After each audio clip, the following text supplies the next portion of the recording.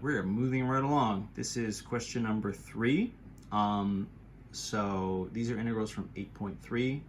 I think this section has the extremely uncreative name, like trig integrals or something like that. It's in fairness, it's kind of just like, okay, just like these are some techniques you need to deal with just like some trig integrals, right? I mean, this is just mixtures of kind of sine, cosine, and secant, tangent.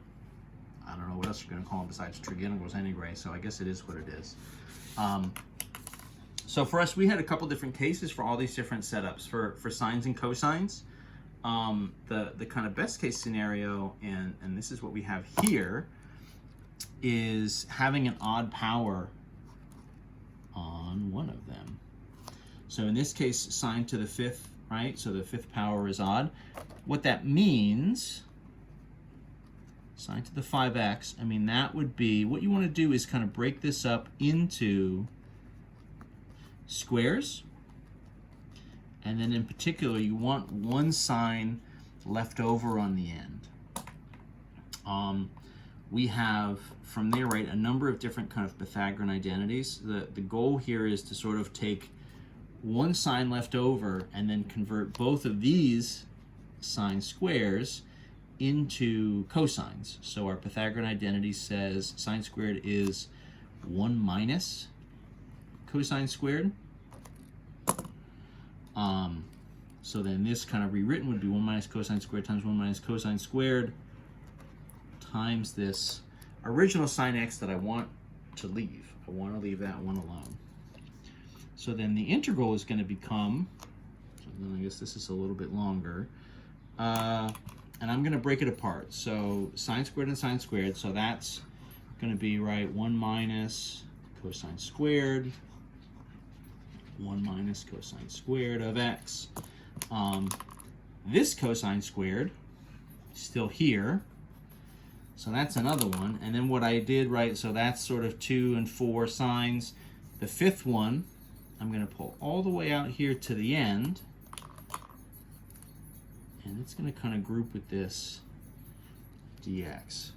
It's going to be kind of left there. It's going to essentially act as a derivative for a cosine. So now this is like expanded and it looks just sort of messy. There's some sort of multiplication and foiling we're going to need to do. All that's fine. My suggestion here is at this point, right, this is essentially a whole bunch of cosines, a big sort of just mess of cosines, and then one sine. So what you want to do is a u substitution here where you let u equal to cosine x. That means, right, our derivative du dx would be negative sine of x, so dx is, of course, du over the negative sine of x, right? And so what I would do is just run this down as essentially a regular u substitution. I like doing everything and doing this sort of multiplying and expanding. I like doing this in terms of u rather than having everything written in terms of cosines. I think it sort of just helps everything be a little bit easier. So the one thing here, right, so sine of x is not going anywhere in dx, right, it's du over negative sine of x.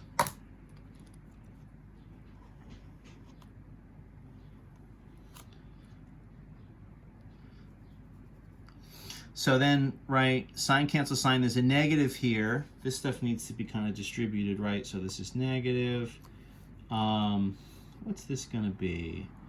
This would be kind of 1 minus 2 times u squared plus u to the 4. I'm doing just like some quick kind of mentally foiling this out. U squared du. You can kind of double check that, right? 1 minus u squared times 1 minus u squared. 1 times 1 is 1, right? Minus u squared times 1 is minus u squared. Minus u squared times 1 is minus u squared. So there's 2 of those. Minus times minus is plus. U to the 2, u to the 2 is u to the 4. This u squared then is going to distribute. So this is going to be like, and then there's this negative out in front. I guess I'll just leave the negative in front.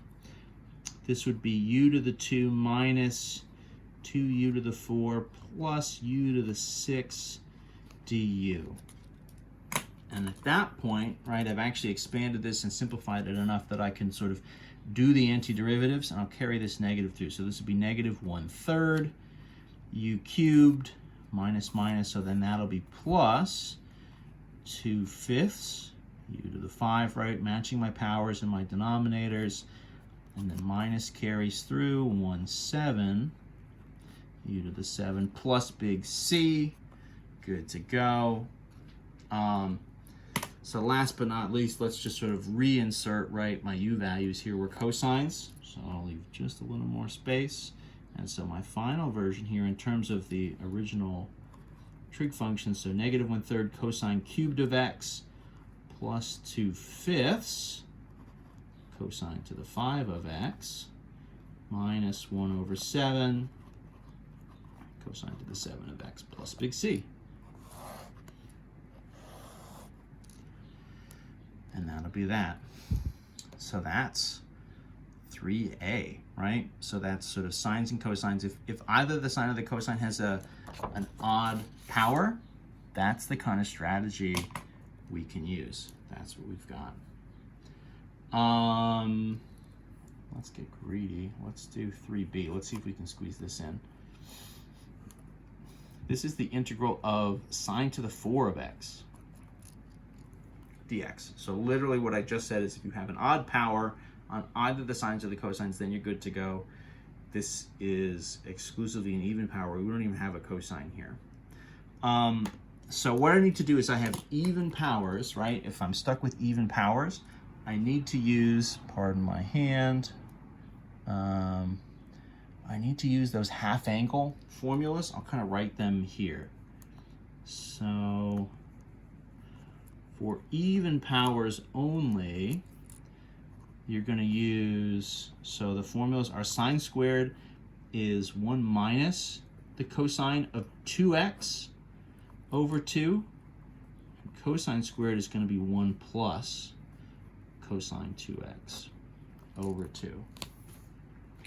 So what happens here, right, is if you have these even powers, you can use these two formulas to kind of drop the power from like 2 to 1, but then it doubles the angle, so there's a little bit of a trade-off there. Our move here then, if this is sine to the 4, that's just 2 sine squareds, right? So that means I'm just going to use this formula twice. So that's going to be this one for us. So 1 minus cosine 2x over 2. 1 minus cosine 2x over 2 dx. And so what happens here, 2 and 2, this would be like 1/4, right? So then this is sort of a foiling move. I'm going to have to sort of multiply and expand these out. Can't really do that u sub like I did in the last one. This one's just going to keep going for a minute, so I'm going to shift this up. So what happens when I multiply? So 1/4 is in front, 1 and 1 is 1. Minus cosine of 2x minus cosine of 2x, so that'll be minus 2 times the cosine of 2x in my middle, right? My kind of outers and inners will give me that. And then minus cosine times minus cosine will be plus cosine squared of 2x dx. So this is interesting, right? Because now kind of this guy and this guy are okay. I can sort of do antiderivatives. This would just be x. This would be, right, so the antiderivative for cosine 2x would be like a 1/2 sine of 2x, right? This is the same thing we were doing before. If you have this like constant times x on the inside, you get this sort of 1/, value out in front, this sort of extra 1/, in front. But this guy is still squared.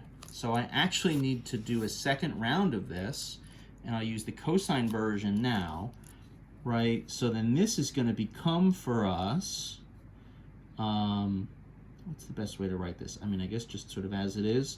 So this is 1 plus the cosine. This is already 2x. So if I double that, now I'm talking about 4x over 2 dx, right? So I'm using the cosine version now, so it's plus and it doubles the angle again. A little bit of a weird naming thing happening. you know, half angles and double angle formulas, in some sense, the way they're named is maybe a little bit counterintuitive, in as much as we're sort of referring to these as half angle formulas. But in some sense, if we're reading it from left to right, we're kind of doubling the angle, right? From 2x to 4x, or from 1x to 2x. So I don't know. It depends on how you're sort of perceiving it, I guess.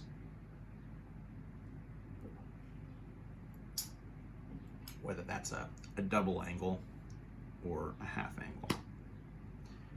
So what is this going to be now? So 1/4 in front of the whole thing. 1 minus 2 times cosine 2x. What I'm going to do, because now this has to interact with these other terms, right? So I'll break this up. This is sort of plus 1/2 and then plus 1/2 cosine 4x dx. You know, nothing wild here. You know, plus 1/2 and 1, I mean, those would add, that would be a 3/2. So this is going to be 1/4. The integral, right, 1 and 1/2 is 3/2. Cosine 2x, cosine 4x, different interior angles, right? Different stuff on the inside. Those are not going to combine together. They just are separate things. So minus 2 times the cosine 2x plus, what was this, 1/2 cosine 4x dx.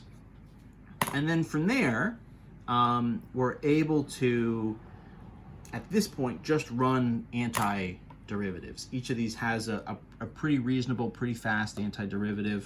The whole thing is times 1/4, so we'll deal with that as kind of a last stage. So 3/2 just becomes 3/2 times x.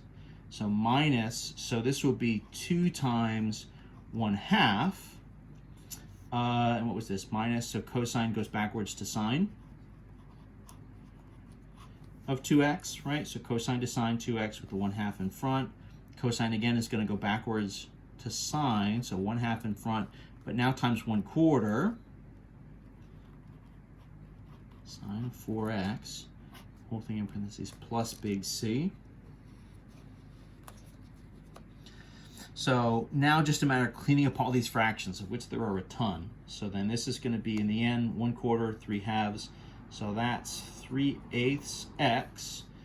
2 and 1/2 is 1, but then times the 1/4, so minus 1/4 sine of 2x, and then plus, so 1/2 and 1/4 is 1/8 times 1/4, so what's that? 1/32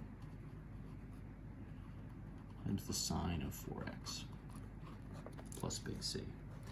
So kind of just extending this formula, right? You know, the idea here is, you know, if you have an odd power, you can pull, right, one of the sines or one of the cosines out to the end, and then the rest of them are squares, and you can convert them to the other using either cosine squared as 1 minus sine squared, or sine squared is 1 minus cosine squared. If all we have are even powers, we can't really do that, take one out and have 2 left over move, right? I mean, that's just the nature of even and odd numbers. So you're forced to do conversions only with sine or cosine, sine squareds or cosine squareds. So you got to use those half angle formulas to sort of shrink it down, and you know, depending on what you're starting with, you may have to, like we did here, have to go like kind of more than one round to get there. You could imagine if we had, you know, a sine to the 6, we probably would need to do 3 rounds, and we'd end up, you know, not just at a sine of 4x, but we'd probably end up at a sine of 8x after we had to like do 3 rounds of these like half angle formulas. Anyway, that's the first half of number 3, question 3. So we'll see you in the next video for the back half.